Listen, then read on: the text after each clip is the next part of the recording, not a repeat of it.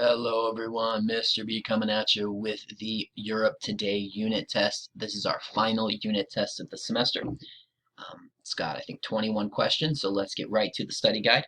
We're going to start at the social studies message board, and we're going to go to the study guide section right here. And then we're going to go to the Europe Today unit test study guide, the very last one on the calendar. We're almost finished with the school year. Click on that and we'll open up the study guide. Of course, this is my copy of the study guide. You need to make a copy for yourself. So if you have Gmail and you prefer Google Docs, you're going to go to File, Make a Copy like that. Click that. It'll open up this window. I suggest you replace this copy with your name and then hit Make a Copy. This will open up the study guide in a new window. That'll be your copy. It'll save to your Google Drive. So again, if you have Gmail and you prefer Google Docs, File, Make a Copy. If you don't have Gmail or you just prefer Microsoft Word, you can go to File, Download, Microsoft Word. If you go to File, Download, Microsoft Word, this will download a copy of the study guide to a Microsoft Word document. It'll download to your computer. You'll be able to open it, type in it, and save it just like you would any Microsoft Word document. So there you go. All right, let's get right to the study guide. So question 1 says, what does the service sector part of the economy do?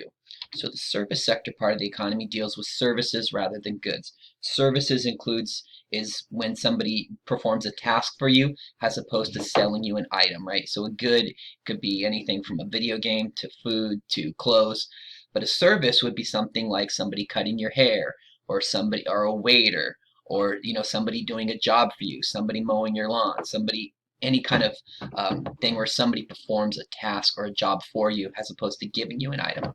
So the service sector economy deals with services rather than goods. Services include tourism, hairstylists, waiters, things like that. Number 2, what effect did the Ottoman Empire have on countries like Albania, Kosovo, and Bosnia? These countries are predominantly Muslim as a result of Ottoman rule. So the Ottoman Empire was a Muslim empire, and they ruled that area. They kind of conquered the Byzantine Empire, and they ruled that area until World War I. And the Ottoman Empire, the Ottomans were a Muslim empire, so the area where the Ottomans ruled is heavily Islamic now, and that includes Albania, Kosovo, and Bosnia. Question 3, what are the benefits of joining the EU and what are the costs? So the benefits of joining the EU and the costs. So some of the costs. Country might not want to join the EU because you lose some of your national decision-making ability, right? If you're part of the EU, you're part of this kind of collective government, and so some of the decisions are going to be up to the EU government, right? Some of the laws you're going to have to enact are going to come from the EU, so you're going to kind of lose your own national decision-making ability somewhat. Also, stronger countries might not want to join the EU because they're rich, they're strong, and they don't want to have to support weaker or poorer countries, right? So that would be a reason they wouldn't want to join. Some reasons they would want to join is because some countries, they want to work with other countries. They want to improve their economies. They want to have open borders in terms of trade, in terms of where people can move and live and work and go to school. So there's a lot of benefits, but there is some costs. Number 4, which challenges do immigrants to Europe face upon arrival? So Europe is a highly educated society, and a lot of times immigrants, they don't have the necessary education or skills to find work in Europe. It's just very hard because everybody in Europe is highly educated, or a lot of people are. So when you come from another country where they don't focus on education as much, or maybe didn't have the opportunity to go to school, you're not as educated as other people, so then it can be harder to find a job. Question 5, why is the British government or system of government considered a constitutional monarchy? Well, the British government has a king, or currently they don't have a king, they have a queen, right? They have a queen who's the head of state, but they also have a parliament which makes laws. So they're a monarchy in terms of they have a queen or sometimes a king, but it's constitutional because they have a constitution, and the king or queen's power is very limited. They really don't do much decision making in terms of government policy. That comes from the parliament, which is the constitutional part. 6, how did carbon emissions change in 2009 and 2010 in Scandinavia? So all countries but Iceland had an increase in emissions. And this is a weird one on the test. You're going to have to look at this graph and kind of read a graph. And yeah, so be prepared to read and interpret a graph. And the question is very similar to this. So you should recognize it when you see it. I want you to kind of be prepared for that one.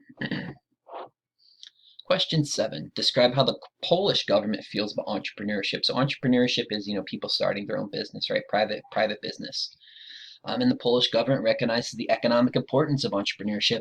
And in recent years, the Polish government has tried to pass policies and laws that support and foster more people starting their own business, trying to support entrepreneurship because they realize that it is an important part of an economy. Question 8. Which languages evolved directly from Latin? So Latin was the language of the Roman Empire, right? Which languages evolved from that? Well, there's a few. French and Italian most notably. So French and Italian both came from the same root language, which is Latin. Question 9. Compare and contrast the economies of Great Britain and Germany. This is a long one. Hint, hint, short answer question, possibly. So first, both have high standards of living and a history of strong entrepreneurship. Both countries invest heavily in human capital, which leads to higher literacy rates and good education. Investing in human capital means investing in your people, investing in things like schools, investing in healthcare, social services, daycare, things like that, right? And when you invest in these things, this means that your workers are more educated, they make more money, and they're more productive. So what are some of the differences? In Germany, Germany really kind of geared their economy towards research, engineering, and technical activities. They have a really strong car industry. A lot of cars come from Germany, BMWs, Volkswagen, Audi. So they have a really strong economy, the 5th largest economy in the world. And Great Britain, on the other hand, it was the first country to industrialize, and their economy relies on research, innovation, and financial services. So a little bit different. Their economy was focused on different things. And yeah, Great Britain, there's private ownership of business, and people have to pay the costs of university. And I didn't mention in the Germany part. In Germany, healthcare and university, college are free. So healthcare and college are free in Germany. In Great Britain, you have to pay for college, right? So a little bit different. Question 10. Why has immigration to Europe caused controversy in recent years? So the thing with immigrants, a lot of people coming into the country is that, a lot of the people don't have the skills or the education or the proper paperwork in terms of visas and things to get jobs. And if you can't get a job, you can't really support yourself, which means that people require a lot of government assistance.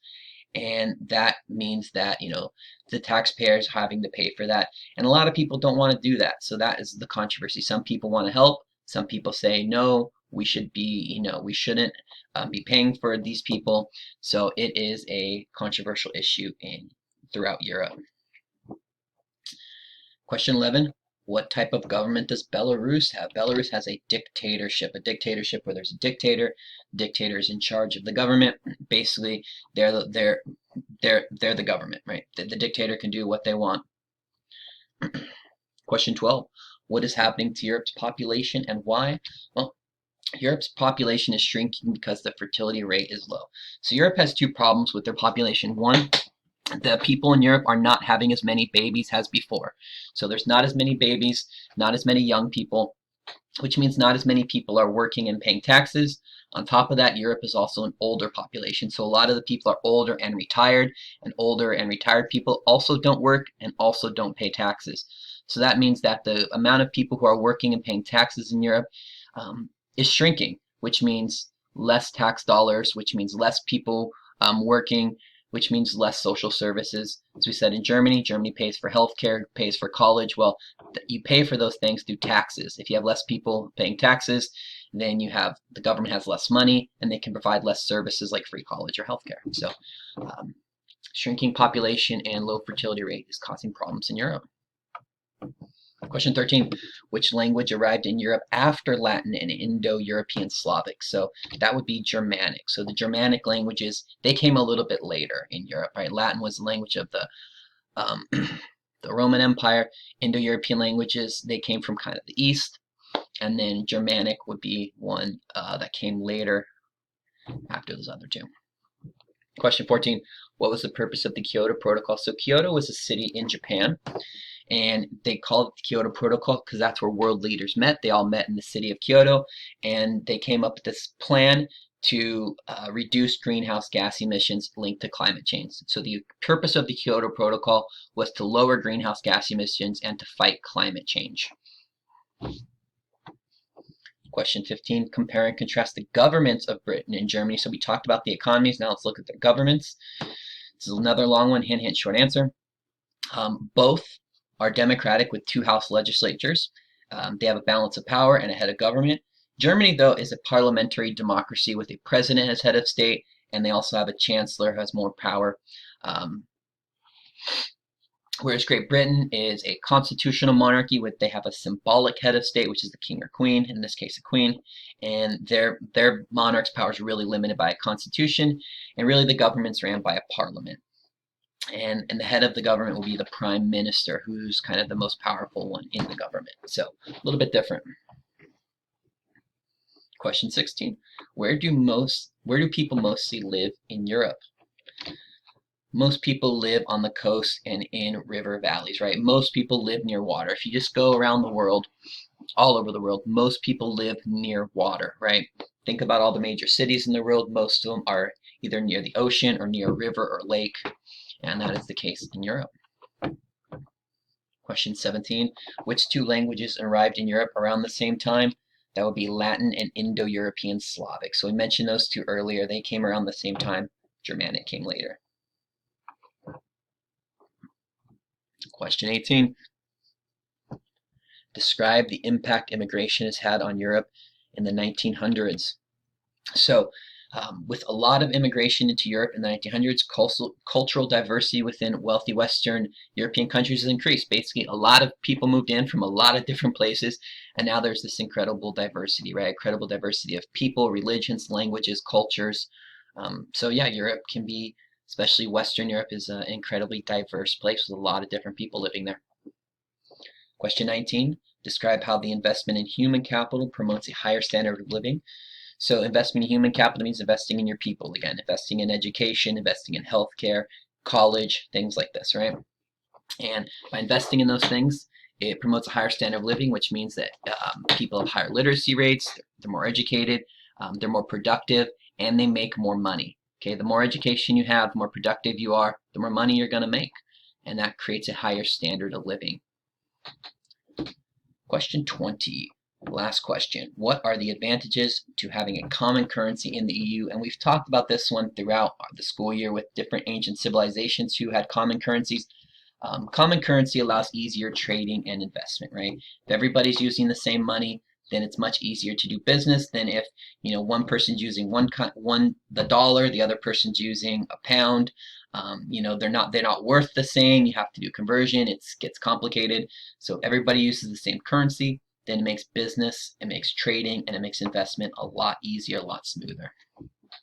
And there we go. 20 questions. I hope that helped. If you have any questions, please feel free to message me. And otherwise, good luck on the final unit test of the school year. Thanks, y'all. Bye.